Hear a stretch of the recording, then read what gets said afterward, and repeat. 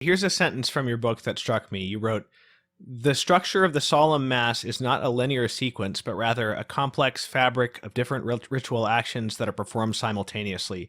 What is the significance of that line? Well, if you look at the solemn mass in the traditional Roman rite, there are several there are moments when several things are going on at the same time.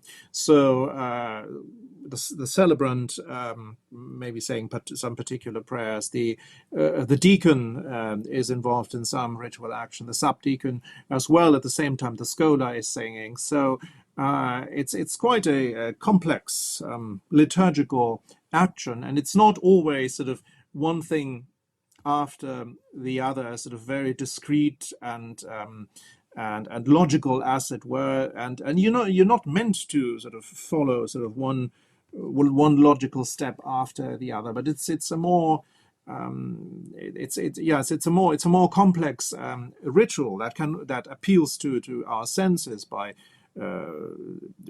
sort of visual sense, obviously the particular rites and ceremonies, the hearing, singing, but even the smell of incense and so on. And that was certainly very much the experience of the liturgy in sort of Central and later Middle Ages, where people were involved in a multisensory experience. Good, they didn't know Latin; they wouldn't have been able, say, to translate one of these prayers exactly into their own language. But they had quite a good sense of what was actually going on in the mass, and they could tune into that. And so, is part of the implication that if you're at mass in the late Middle Ages and you see a solemn mass and the priest is doing something and the deacon is doing something and something else and the singers are doing something else, but it's all related, then there's a more intuitive sense that whatever the participation for the laity means, it doesn't necessarily have to mean doing the exact same thing that the priest is doing, because you already see that the other clerics involved are not doing all the exact same thing that the priest is doing. Yes, and that popular participation was unscripted. It was not written down. It was not regulated.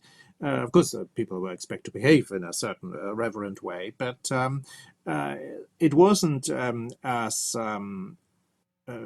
described in the same detail with the same attention as, say, the rubrics for the clergy.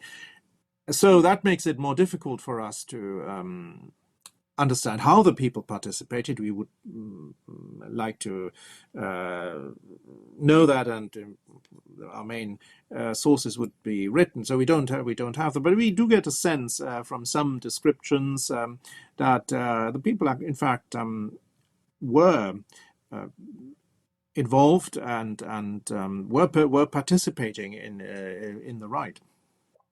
My experience, my impression has been that the Novus Ordo gives more freedom to the priest and less freedom to the people, and the Old Mass gives. I like the term classical Roman rite. That's probably my favorite that I've heard. Gives less freedom to the priest and more freedom to the congregation in terms of how they pray.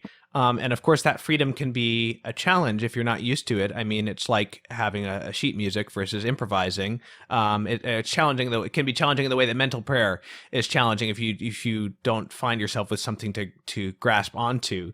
So, but it also has the potential for the congregation member to have each mass be a far more unique experience in a way.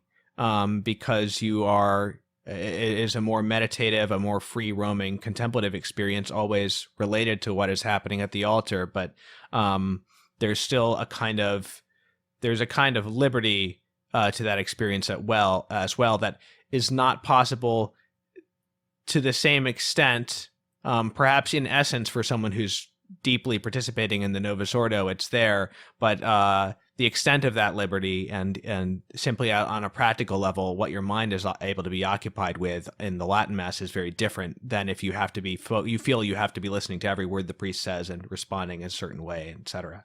Yes, I like that description. I think it's very well put, and possibly one reason why the classical Roman rite is attractive to many young Catholics today who take their faith seriously, is the fact that you can actually participate in it in a much freer way. That it's not so regimented on the part of the of people.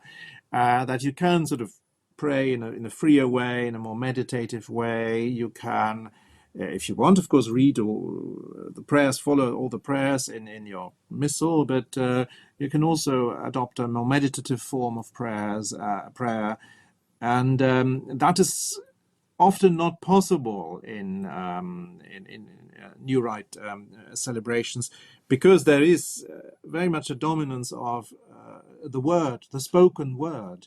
Of course, when you have a again a solemn mass with say Latin ordinary chant polyphony, then you also have that quality in the ordinary form.